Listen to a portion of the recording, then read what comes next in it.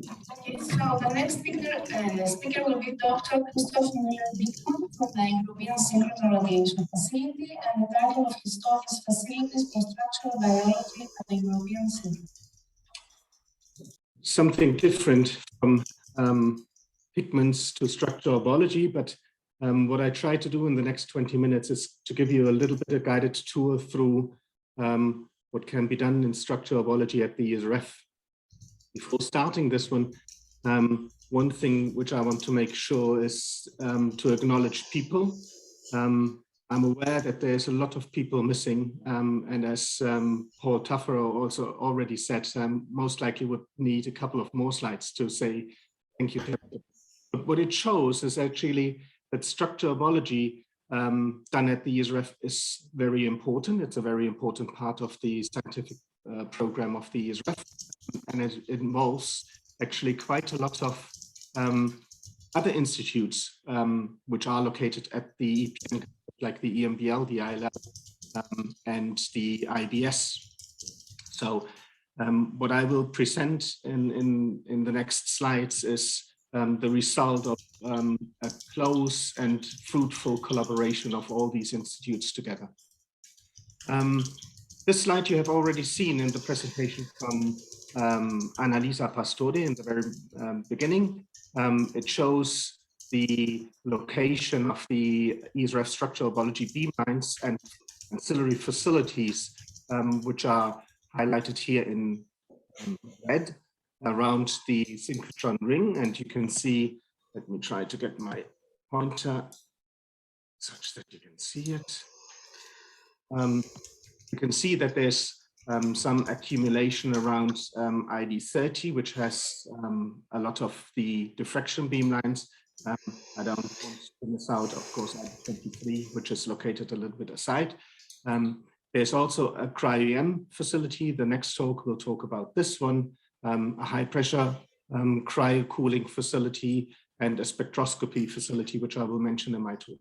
So in total, we do have 6 classical diffraction beamlines for macromolecular crystallography, with 1 Biosax Beamline scattering beamline for solution of macromolecules, Cryom facility, spectroscopy, high pressure facility, and molecular biology lab, which is located in a lab in a building close to the ESRF. An overview of the beamlines that we have, you see in blue is all the scattering beamlines. ID23-1, ID29, and ID30B are energy tunable beamlines. CM01 is our Cryom facility, BM29 the scattering facility, which does Biosacs measurements on biological samples.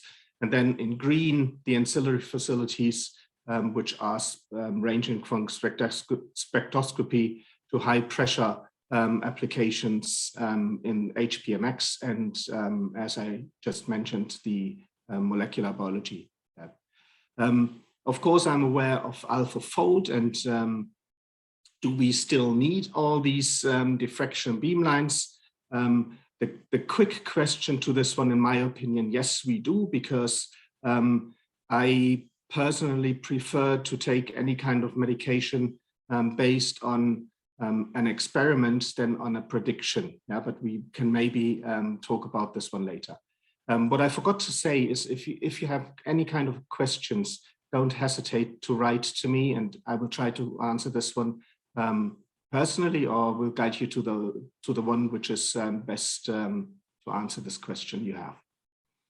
All right, since a long time, the ESRF, the structural biology at the ESRF put a lot of emphasis on one, automation, to make things which can be automated, completely automated, both on hardware and on software. I'll give a couple of examples there in a few minutes or a few seconds. Use of friendliness, that means you can use one of the beamline. If you can use one of the beamline, you can use all of them. And also to extend the offer by extending the, or by incorporating complementary techniques to the SB techniques. So if you go for the automation in hardware, you see, for example, on this slide, there's an automatic sample changer, which we developed in collaboration with the EMBL. We do have micro diffractometers on all of our beamlines, which is also a collaboration between the EMBL and us. A quick exchange module where you can choose to either to perform your experiment at cryogenic temperatures or at controlled humidity environment, and so on. An example of software automation is MXCube. MXCube is now a large collaboration between many different synchrotrons, which basically makes it easier for all of you users to use the beamlines there, because the graphical interface looks alike, like that, where you can visualize your sample, you can perform whatever kind of experiment you want to have performed on your sample easily by very few clicks. You can perform completely automated data collections, like how this one is performed is shown in the slide here. You mount your sample, you optically center your loop, your X-ray center your sample, collect 4 images to be able to calculate a strategy on this one. You collect your data, unmount the sample, and then you automatically continue to mount a new sample and go through all of your samples that you are interested in. This is a service which is offered on Massive 1, but not only, but also on all the other MX beamlines. Why is this kind of automation interesting, or where can it be very helpful? This is a scientific example taken from the Massive 1 beamline, or ID30A1 beamline, in which one of our industrial clients was interested in doing a large fragment screening on a protein shown in here. And you see that this is one example of the target, a potential target for cancer therapy. The problem they had is that many of the crystals they were looking at were diffracting poorly, and they had a lot of targets to go through. So doing this one manually would take considerably longer and would be considerably more painful for the one who does the experiment than performing these kind of experiments automatically in this one. Another example of software automation is our LIMS system, which is called I/SPY-B or EXI. And you see as well, this is also a collaboration between many different synchrotron sites in Europe. This helps you to not only watch your results and see this one in a nice way summarized to help you see whether the experiment was successful. It gives you a lot of additional information, like this is, for example, whether a data collection strategy was successful. You see snapshots of your diffraction images. You see a summary which gives you the strategy calculation, and you see nicely a table which tells you more details on the quality of the experiment that you have done. You see very nicely whether your data, for example, in this case, you can easily see that your resolution stays equal over the whole experimental time. That means that radiation damage, since we're working with biological material, is not damaging or is not polluting your experimental data. We do automatically, after each data collection has finished, several pipelines of data processing. Results are given in a very compressed way in this tabular form. You can download all the data to your home, and if possible, molecular replacement, whether either you have given a model yourself, or it's just the nearest cell, or lately it uses the result from AlphaFold. Molecular replacement is done automatically on your data, and if successful, you can easily check the electron density and your model you have received. As I said, recently we have integrated also AlphaFold in our molecular replacement pipelines. Another advantage or feature of our beamlines is that they're quite versatile. So there's quite a lot of additional possibilities around to help you perform your experiment as good as somehow possible. This starts with the mini kappa, which is mounted on most of our beamlines to allow you to realign your crystal, for example, in case that that one of your axes, cell axes, is orientated unfavorably during the experiment. That goes on to in situ plate screening. So these are crystallization, 96 well crystallization plates, where you can do room temperature in situ measurements. That goes on to the installation of a microphotospectrometer, which allows to record online spectroscopic data. I'll come to that one in a second. We do have on almost all the beamlines the possibility to mount a dehydration device to perform experiments at room temperature in a controlled humidity environment, also to dehydrate your crystal to improve diffraction quality.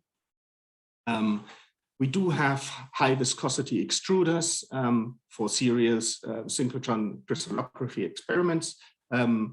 Not on all the beamlines to be installed, but on some of them.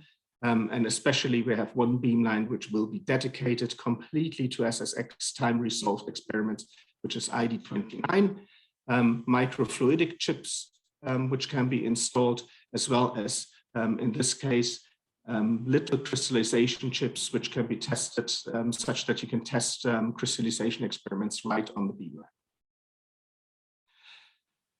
BM29, the Biosacs Beamline, is an independent and highly used beamline at the ESRF to perform experiments in solution on macromolecular complexes or macromolecules by themselves. Currently, it contains a Pilatus 3-2M detector. This is the flight tube. The exposure cell is somewhere around here. We have an automatic sample changer, which allows you to perform experiments automatically. We do have, which you can see here, online chromatography possibilities, and a microfluidic chamber, which is this part here. We have just in collaboration as well with the EMBL, designed and made a new sample exposure unit in which much more experiments can be done, also in microfluidic chips of all different kinds of features that are important for you. In this case, for example, what is shown here is something where you can join two different solutions and mix them well before they come to the point of exposure. And some of the examples that you can do on this one is given in this little table here. Biosacs, why is this one interesting as well? It's a very nice and very rapid technique to detect whether your for example, your AlphaFold model is correct, but also to detect why certain proteins or protein complexes do have or show a certain phenotype. In this case, that is a protein which comes usually as a dimer and which is critical for blood and lymphatic vessel formation. And what the users were interested in is to see whether mutations, whether they can see why human mutations, which are known, whether they are causing a rupture of the dimer formation. And with this one, if the dimer formation is no longer possible, the protein itself is no longer possible, is no longer able to form a complex with another protein which is bound on top of this one, which demonstrates that these mutations which are found in this protein causes really primary lymphedemia. What you can additionally do is you can combine your Biosacs experiments with SUNS experiments, SUNS, so using neutrons at the ILL, where they have also on the SUNS Beamline a sample changer online chromatography. Why would you want to do that one? Well, because contrast variation in SUNS allows you to watch one or the other of your proteins or macromolecules in a complex, and allows you to distinguish between these two. And if you combine those data then with data collected on the Sax Beamline, you get a clearer vision of your question that you have. As I mentioned, quite importantly and very well done very important is complementary techniques like spectroscopy, for example. And here are three possibilities or three ways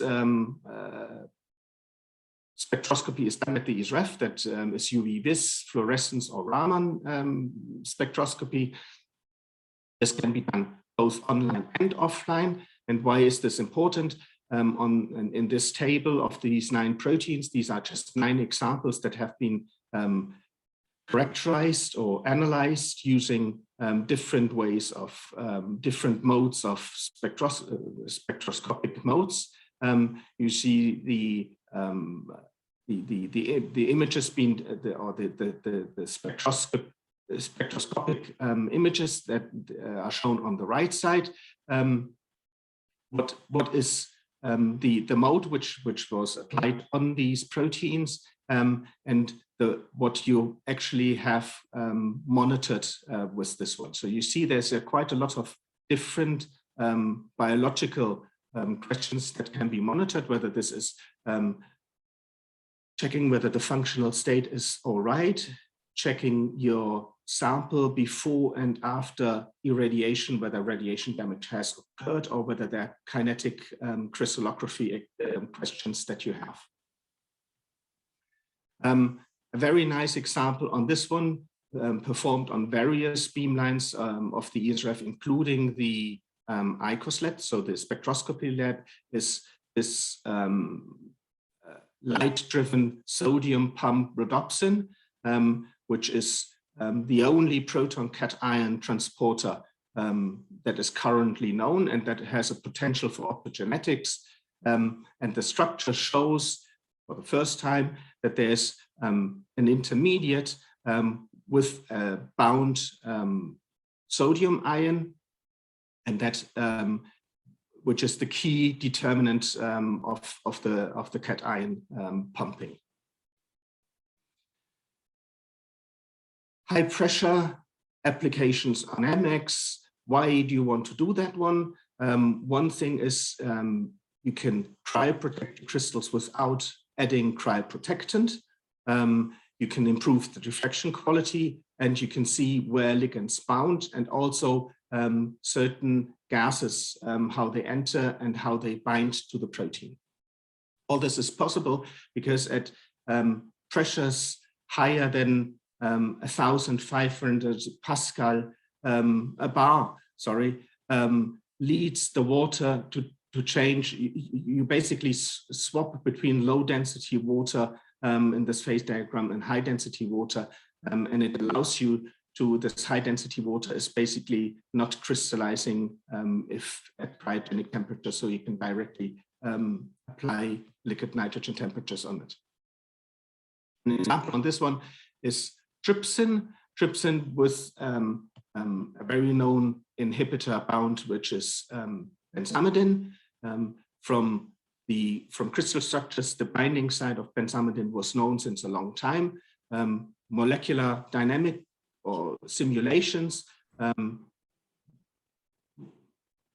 made it, or they proposed a entry route for the inhibitor coming from this site to the actual binding site, but by the application of high pressure and in the to trypsin crystals in the presence of benzamidine, we could detect a second benzamidine molecule bound to a completely different site than that was proposed, proposing a different kind of entry mechanism to this one. As I said, also this can be done, in this case, krypton mimics oxygen on an oxygen dependent protein to determine the entry route and the exit route of these gases into and outside of a protein. Time-resolved experiments, very interesting to check on of course these came up with X-ray X-fells, sorry, where you can see very rapid movements, but if the movements are slower, and I'm talking about the millisecond to microsecond range, where you have domain movements and allosteric transitions, these can be also checked at synchrotron sites, and combined with pump probe measurements, you can get quite good insights into molecular movies of your protein. There's currently the ICOS, which is the spectroscopy lab, being renovated to have a time-resolved setup, TRICOS, and ID29, which is the new beamline, which is dedicated for time-resolved synchrotron serial crystallography experiments. All this one should bring us to this last picture, or to the last slide, which I have, in which we try to get more information, or as much information from a protein or from a protein complex as somehow possible, to no longer talk about one structure, but to have a group of structures and start to be more in the range of dynamics and function of proteins, and understand a protein in action.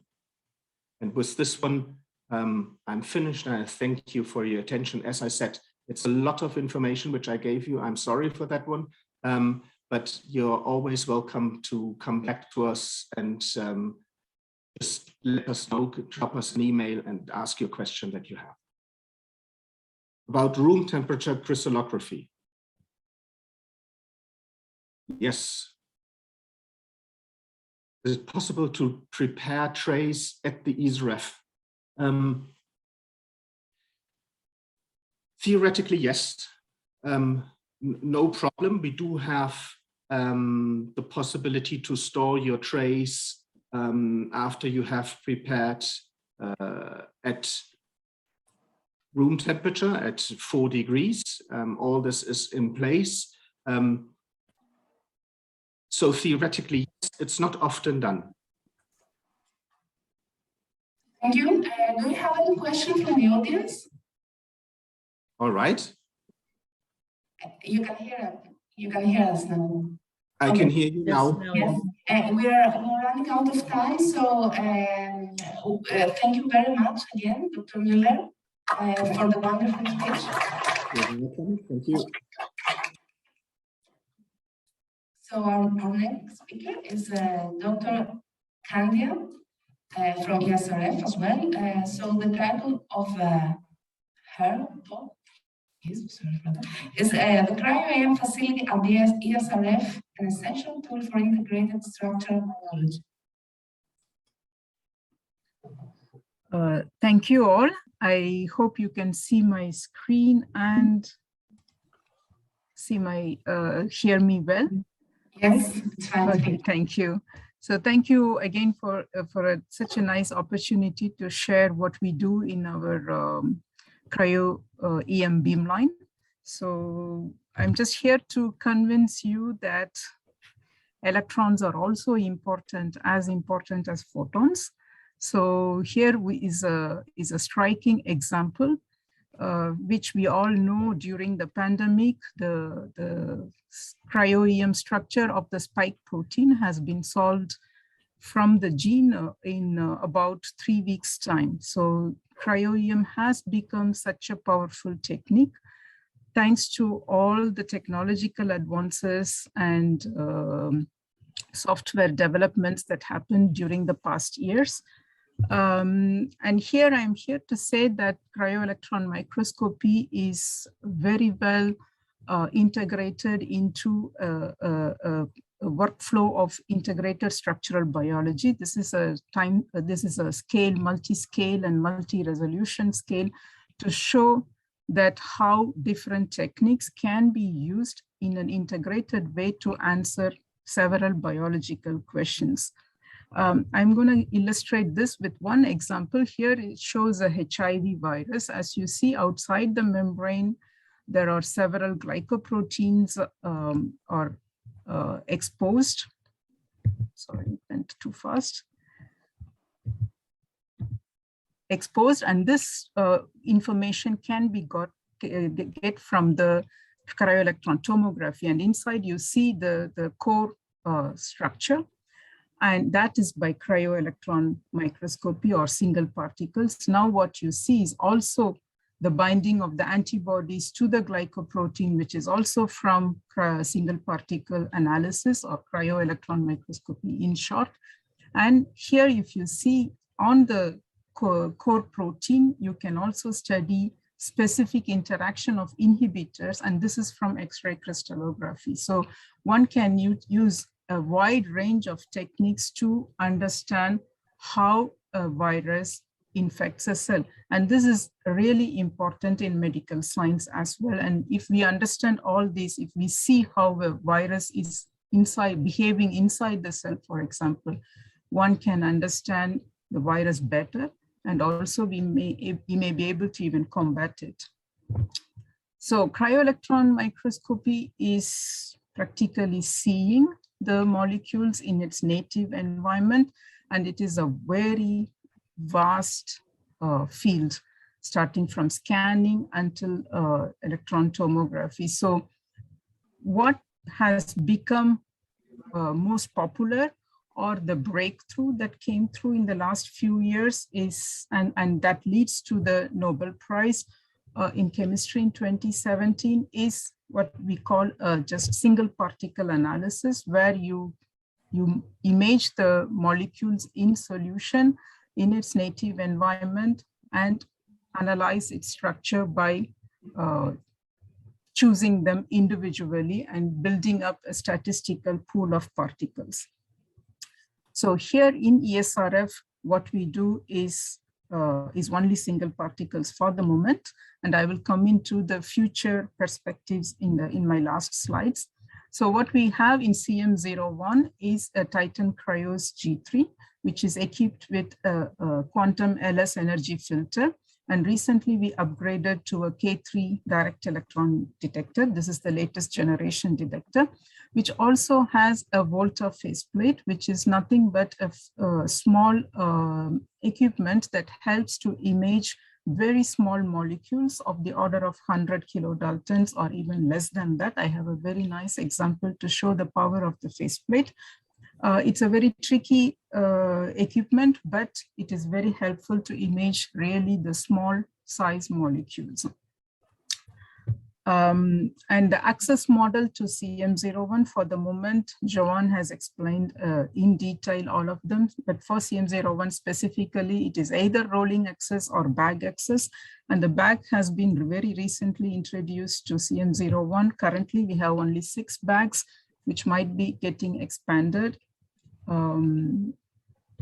And the main important criteria to access the beamline is to have pre-characterized cryo-EM grids, which means that you optimize the sample on the cryo-EM grids, acquire a preliminary data, and make sure that the sample can go to high resolution. And then the cryos is of really a tremendous use. So we also perform like a similar workflow as in X-ray beamlines, MX beamlines. We also do a fully automated on-the-fly image processing where the data is analyzed using a CPON workflow as shown here. And the data, currently with our infrastructure, we could go up to 2D classification fully automatically. And in future, if the infrastructure can be improved, then we will go up to 3D fully automatically. This is not done in any of the facilities, but this work is being undertaken now.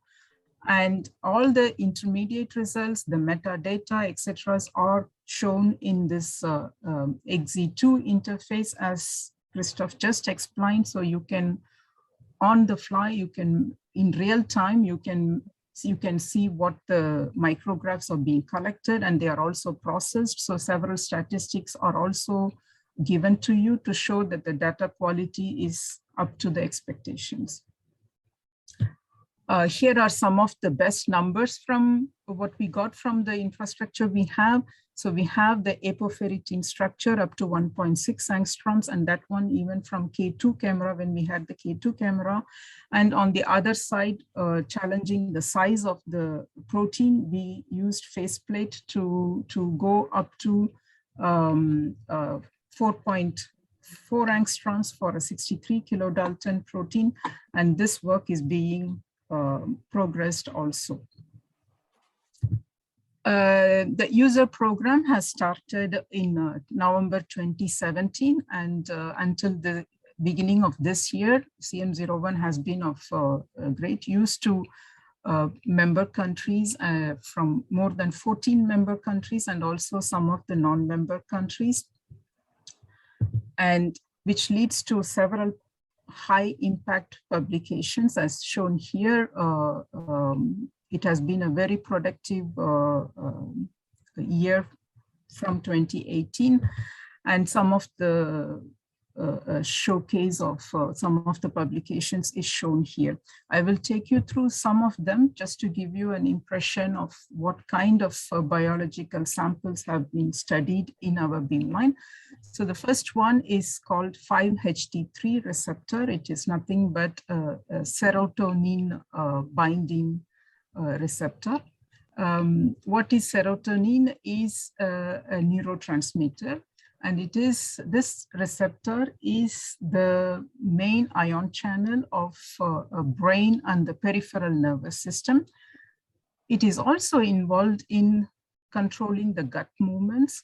So it is main target for antiemetics. So antiemetics are the anti-vomiting drugs that are used widely in clinics, especially for cancer patients after their treatments. So the user here is very much involved in understanding the molecular mechanism of how this small neurotransmitter serotonin is binding and controlling the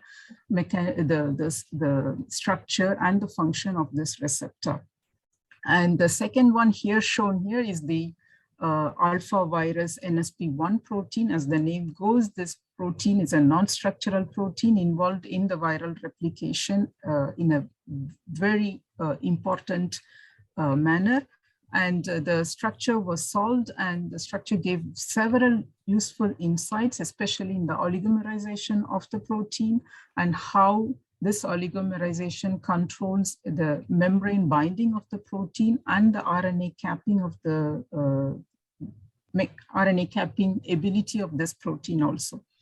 And they could get a lot of insights on all these three activities of this single protein and its relation to the viral replication.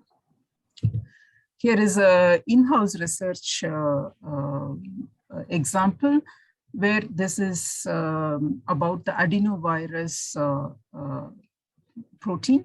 The adenovirus, we all know there is a vaccine for it, but there are still a lot of lot of cases, especially in the United States, and also starting to come in Europe.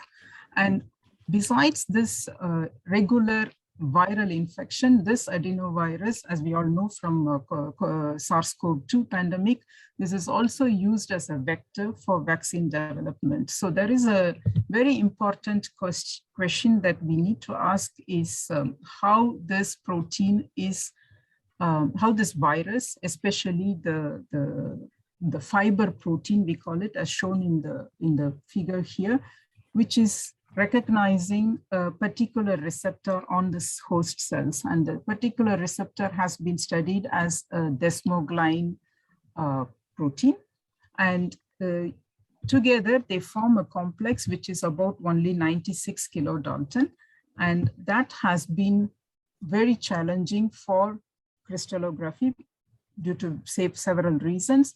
And it was also difficult before by cryo-EM due to its smaller size, but now with the infrastructure we have, we can study this structure to 3.4 angstrom resolution, which gave several insights about these interactions. So on the infection side, these interactions can be inhibited to stop the infection, and on the same time, this can be enhanced to use the adenovirus as a vector. So this is my bit obsolete, but still very apt to use the slide. So nowadays, many crystallographers started to see whether cryo-EM can help them to answer more complex questions, especially when the proteins start to have dynamic complexes or complexes of two proteins in different states and etc. So the problem here is that many crystallographers have good access to crystallographic resources, but when it comes to cryo-EM, there are not many countries which are equipped completely, both in terms of infrastructure and expertise, to tackle the cryo-EM projects. So for them, we started to introduce, and this is also pronounced in some of our member countries as well, like Portugal or Italy and Spain, etc.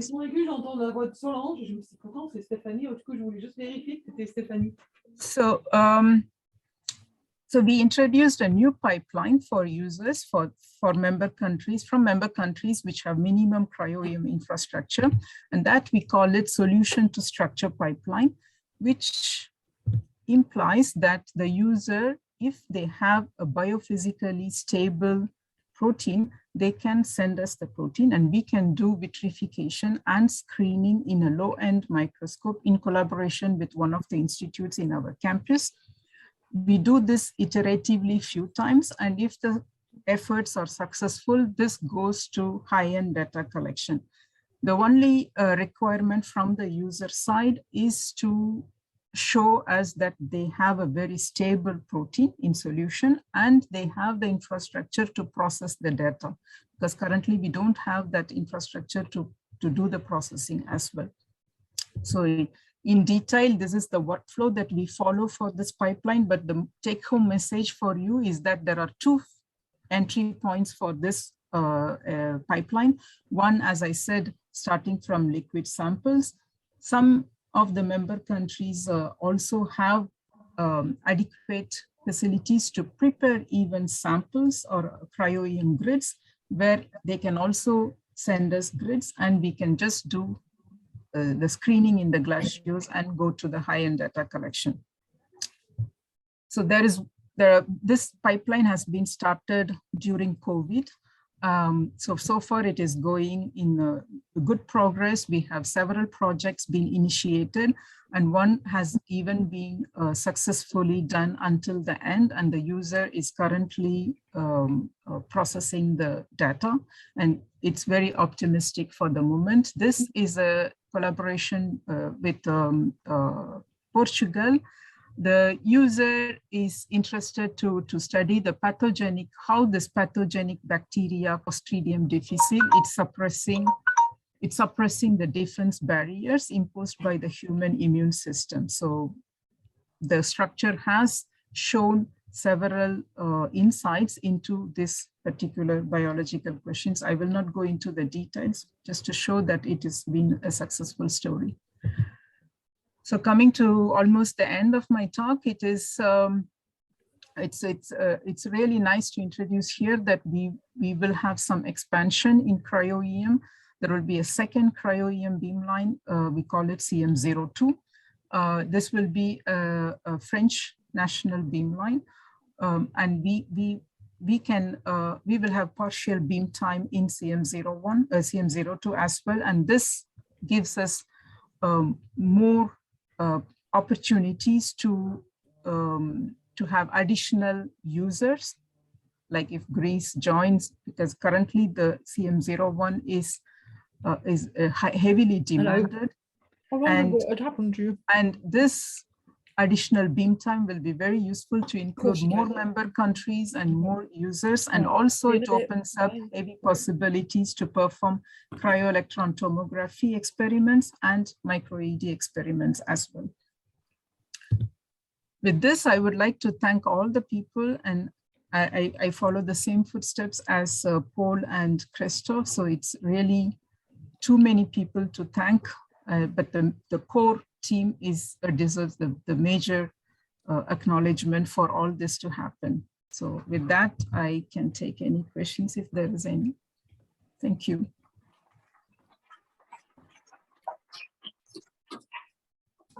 Thank you, Dr. Cambia, for a nice talk. Do you have any questions from the audience, please? So my question is regarding sync proteins that you have shown the structure of galactosidase, for example. Do users solve such structures only in cases that they cannot grow crystals? I didn't get the full question correctly. It was breaking. So can you please repeat it? Sorry. So why to use cryo-EM to solve the structure of a protein instead of crystallography? Si, je suis en train de manger. Yes. So if I repeat the question, you want to ask instead of crystallizing the protein, you want to solve it by cryo-EM? No, the question is what There's is lots of background. I'm so sorry. The question is what is the advantage of cryo-EM as compared to crystallography? Ah, sorry. Okay, this is clear now. The major difference or major advantage of cryo-EM is It's supposed to finish at 10 to 2. No lunch break. It was 11:30. I think Joanne, can you please mute yourself, please? I'm so sorry. I didn't realize I was not muted. Sorry, lads. Bye. No problem. Yeah, so the major advantage of using cryo-EM over crystallography is when you have a protein which is not so homogeneous, but heterogeneous in a discrete way. For example, ribosomes in 3 states, for example. So this is a very suitable target only for cryo-EM. Or if you have 2 protein complexes, for example, then the size might go beyond the capability of crystallizing the sample. Then in this case, cryo-EM is your friend. The third one is there is always difficulties to convince people that some of the structural features are not due to crystallographic contacts and etc. And because cryo-EM is in solution and is in its native state, So this is also the best to study such, especially if the active site of the protein is involved in crystal contacts, etc., then it is better to study by cryo-EM just to avoid any kind of misinterpretation. So voila, so these are several examples to show that, yeah, the major advantage is cryo-EM is in its native state, and voila. And this is all on the scientific side. And on the technical side, cryo-EM still doesn't need a lot of protein like crystallization. So if we are lucky, so there is a disclaimer here, but if you are really lucky, then you need very little protein to do the cryo-EM. And all you need is 1 grid for a full data set. So 1 grid takes 3 microliters of, let's say, 1 to 2 mg per ml. But to come to that, you might have to spend some protein, but it is still on the lower scale compared to crystallography. Okay, that was very helpful. Thank you once again for your talk. Now is indeed our last talk. So, last but not least, the guest speaker is Evangelia Cristina from National Relations Foundation. The title of the talk is Synchrotron Radiation is a catalyst for the evolution of structural biology in Greece. I'm a member of the Greek network for the participation of Greece to ESRF. I'm really pleased that we have still people around and already connected. And I'm going to present the evolution of structural biology through the participation or the coordination that colleagues in structural biology field, the research for structural biology. And in the meantime, it's like giving the experience that we have and sharing that experience for pursuing our new goal, which is now the full membership to ESRF, because this is rather crucial activities to try to that direction. Are you ready? Okay.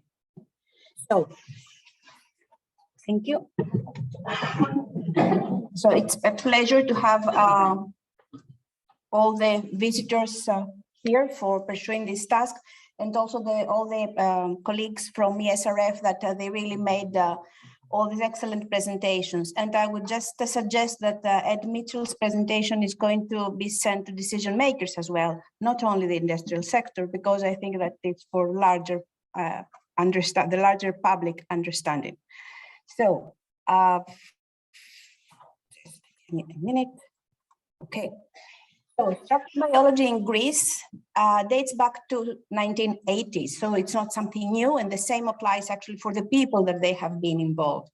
So through the slides that I'm going to show you, I'm going actually to describe to you how this has been developed, and we have not just 1 but 2 generations of structural biologists nowadays, and this is what we want to do for the next generation of people through our participation to ESRF. The rest I will say anyhow in the next slides. Just to remind you, because we had all the cutting-edge research, but not to forget about the history. So if it is to remind you what Dorothy Hodgkin had said, is that a great advantage of X-ray analysis as a method of chemical structure analysis is its power to show some totally unexpected and surprising structure with, at the same time, complete certainty. So this is our difference actually compared to the other approaches that they are available, is that we actually see the result and we are confident about what we see. So this is rather important. We do not have just an indication and a suspicion that something might be there. We know that it is there for sure. So going back to the timeline of structural biology, as I mentioned, started back in 1980s. We had 1997, the first Center for Crystallographic Studies of Macromolecules that was established. And then in 2001, we had the establishment of the Hellenic Crystallographic Association.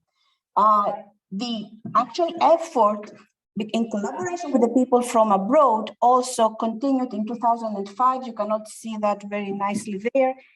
The European Structural Biology Forum that was composed at the time. And what happened was that there were different industries as well involved in that forum. and academia and people from different countries. So there was a community at the time that tried to bring together the scientists interested from different countries and create the critical mass, even at the time.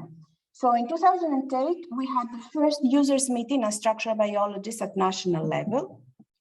Our efforts continue, as you see, 30 years now. And we're really trying to in the right direction.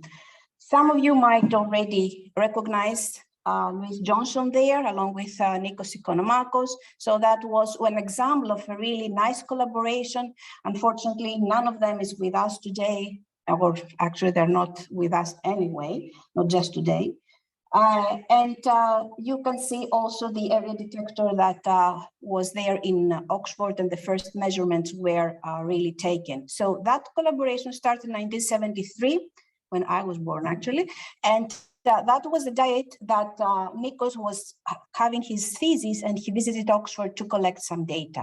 So you can imagine that people like Nikos Ikonomakos started traveling to Daresbury along with the Oxford group, and even myself, that the first trip was in 1995, when I first visited Daresbury through as a project student, final year project student from the chemical engineering department.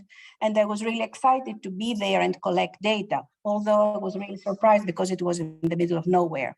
But on the other hand, it was really, everything was happening there. And this is the feeling of the different European facilities, that everything is possible at those facilities. So this is what we experienced today as well, with the different presentations since morning. And it is really nice to see that whatever you can think you can implement in collaboration with your colleagues from different disciplines in order to pursue the goals that you have. So we had different X-ray in-house generators that were established in different places in Greece. The most recent one was at NHRF that was funded through the Regional Potential Grant that was given by the European Commission. And the other two was the first one that I showed to you in Demokritos, and the other one was in Crete with two structural biologists that were also really popular and well-known in the community. Well, things started moving quite fast.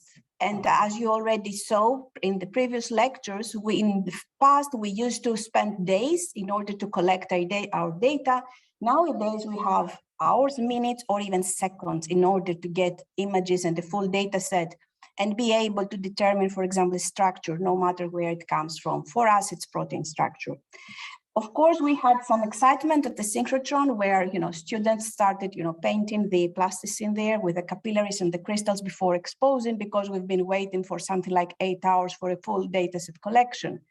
And since things started, moving really fast, we had also, this type of excitement. This is something like 12 years ago. It's Magda, my master's student at the time, that was kind enough to send me last minute some photographs that she had very well organized. And what you see there, it's just not our suitcases, with clothes for going out and traveling abroad. It was our toolboxes that we were carrying to synchrotron for data collection. So the situation has totally changed nowadays, because remote access, really quick data collection, and you need none of what you see there. The excitement still remains, the hands-on training is still there, and it is only through transnational access that this is possible. And if participation to research infrastructures through different schemes like the one we're pursuing now is possible, then we can train people. Workshops is another example of that. And Maria Di Marogona, who is there, it was my pleasure to have her as my PhD student, my first PhD student, and now she's a professor at the Chemical Engineering Department here in the University of Patras. The first task that she had as a PhD student was to write a proposal, an application for joining a workshop. And we had no funding, and we were lucky enough because she managed to go, I do not recall Maria, in several workshops without really funding. They were supported by the people that were organizing, and Maria got a really good understanding of the basic principles and also managed to pursue and get now an academic career in the field. So this opportunity cannot really, be considered as a small opportunity. It's an investment. And this is how it should be considered also by the different decision makers. And of course, it's different if you go there and you do things with your hands than just attending through Zoom or any other kind of just workshop is great, but not enough. This, I think it should be from ESRF, this slide actually, and you can see the different synchrotrons. So the Greek structural biologists have visited all these synchrotrons, and they do visit these synchrotrons as well. So it's, for us, it is common practice. The funding sources for that throughout the years, or at least the most recent years, it's Biosacs, it's INEXT Discovery, but these are infradev proposals. They are infrastructure development grants that they have been awarded by the Commission, the European Commission, in order to support transnational access, but they are going to end. There will not be forever. The attitude now and the idea is the participation of the countries, the member countries, with different fees to pay and be full members to the large research infrastructures, and through that way to be able to invest because they want to develop and also offer their community new opportunities for science and development, and also the industrial sector. And we saw the many applications that they are there. So at the moment, we are happy because we're still having INEXT for traveling and having access not to every research infrastructure, but to some of them. But this is not enough. So this is why we want to be full members of ESRF as well. Of course, this kind of interaction with our colleagues, different synchrotrons, was for us, a sort of inspiration as well. We managed to have a satellite workshop in the International Conference for Research Infrastructure that was organized in Athens. And through that way, we managed also to show to the young scientists, the young Greek scientists, what are the opportunities and what is possible abroad, and also bring this knowledge at home for those that they did not have a chance to travel. So this has increased the visibility of the national community. It has also helped us to develop a little further our networking and collaborative efforts. This procedure has also been a very successful one, in the sense that we have managed at national level to have the structural biology community organized. We have the National Research Infrastructure on Structural Biology, which is absolutely complementary what we try to pursue now through our participation at ESRF. So the National Research Infrastructure is a distributed research infrastructure, just like what we have now with the colleagues from different nodes for ESRF. We have nodes from academic and research organizations, and the services that we provide are in the health, drugs, and food sector. You can see in detail here: sample preparation, biophysical characterization, structural analysis, functional characterization, data management, data analytics. These are more focused to proteins, and ESRF is a broader perspective. So these have a really, common ground for development, and it would be a unique opportunity because we are already users of synchrotron radiation facilities. So if we have a more, let's say, permanent collaboration or network with a European facility like ESRF, that would be absolutely beneficial. Now, here you can see our targeted users, which are, I think Ed Mitchell covered everything. There is no need actually to say anything more here. You can see on the right column, industries, private sector, of course. Public sector, hospitals, for us, it is important because we do not have many people in hospitals being able to perform some either analysis or even basic research for those doctors that they are interested in doing so. And of course, the young scientists that I mentioned, and interdisciplinary applications for biomaterials, for example, or environmental sciences, or even digital sciences. Nowadays, we know that with climate change, for example, we have issues about the health, and there is a close correlation between the two. You see here the partners and the logos and the personnel in terms of full-time equivalent. We have managed, because you see at the bottom, the permanent staff, we had more men than women, while we have managed to change that in the National Research Infrastructure. And I think almost in every effort, even in today's effort, we have more women in this room than men. So this is good for girls and women in science and in engineering, just to be able to pursue that direction. Of course, we had the support. It's the people and the support that was received some years ago. You can see that some of them might be the same people that provided support for ESRF, for participation of Greece to ESRF. And it is important because people are interested, particularly from companies. They want to do something better, they want to do something more, but they want to have the opportunity to do so. And this is rather crucial. And of course, okay, it's Instruct, the European research infrastructure that we are affiliated to, and other academic and research organizations. The core values that do not apply only for Inspired Arise, which is the structural biology research infrastructure, but also for GrSUN and the Greek network, is the transparency, excellence, free circulation of ideas, teamwork, and equitable representation. But these are the values that we were taught to have, let's say, not just as groups in Greece at national level, but also is the spirit that we got from the European facilities. And this is how we were grown up, and this is what we are applying in our groups, and this is what we're going to apply in the future as well.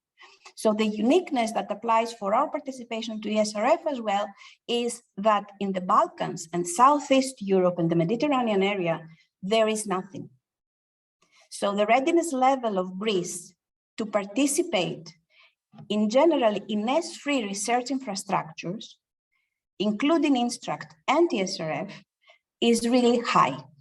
And it is a unique opportunity at this stage that we need to take advantage of, because there is nothing in the region. So we can have a regional hub and we can do two things. Either act as an incubator of the different projects that can be then channeled to the large scale facilities, because for obvious reasons, we cannot really handle those projects. Or we can also be, let's say, a training center and as well provide as much services as possible with the guidance as well and the close collaboration of the large research infrastructures. So I think it's crucial, and the geopolitical position of Greece as well is really important in that respect. And for decision makers, they need to take this into account too. So the networking, obviously, it's there, so there's no need to go any further. We have with the people from the data analytics and data management, it's from the Athena Research Center. We have also developed a database of services, and that would be nice as well to have something similar for the services provided in the field of GrSUN,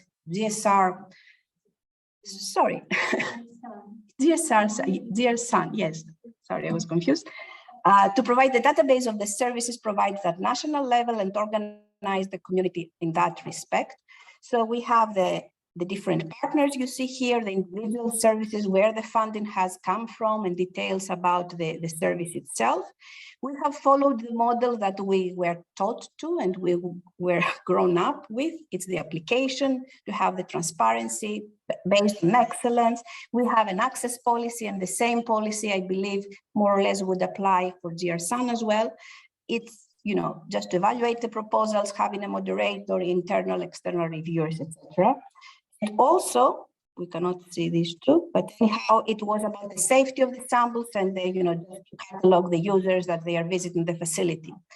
The sustainability issue now, and I think that in that way we can make or present this as a discussion, because it's common concerns for the structural biology research infrastructure and for the ESRF participation, the Greek participation to ESRF, it's the sustainability.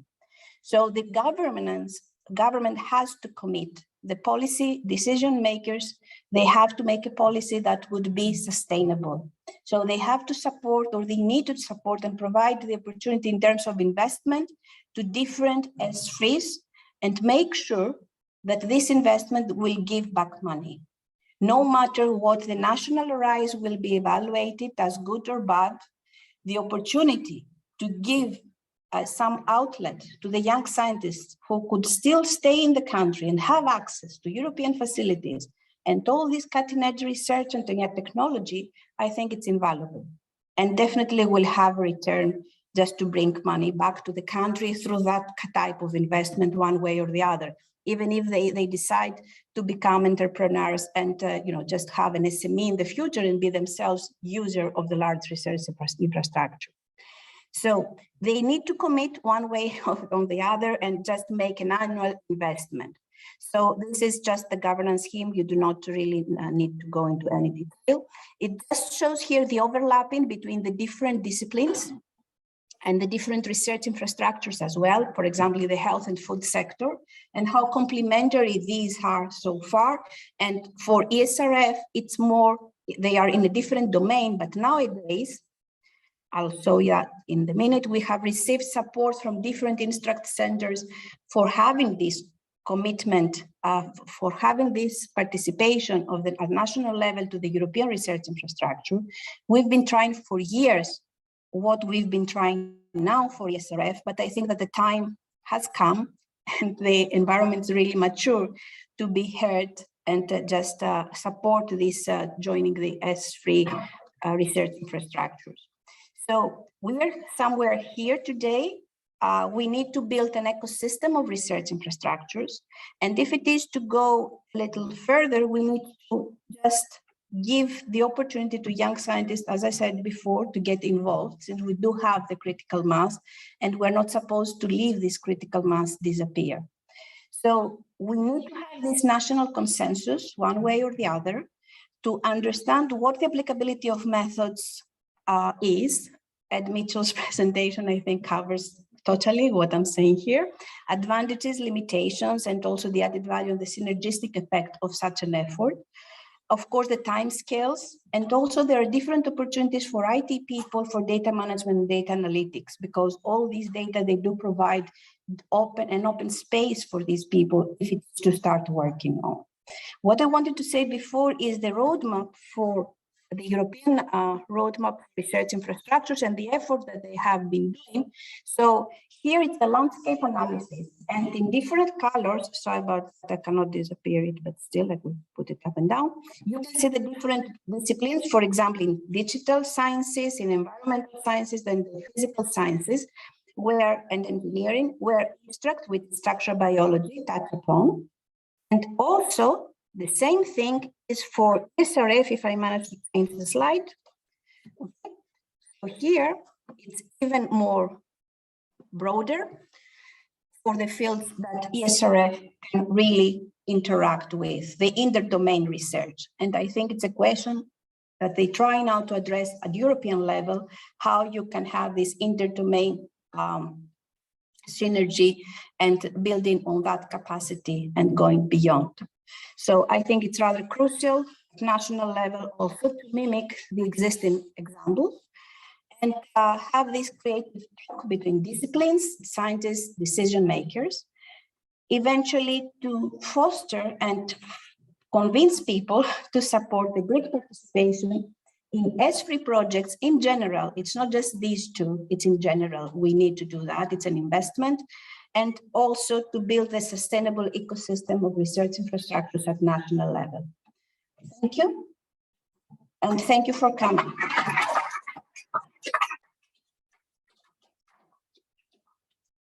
Thank you, Evangelia.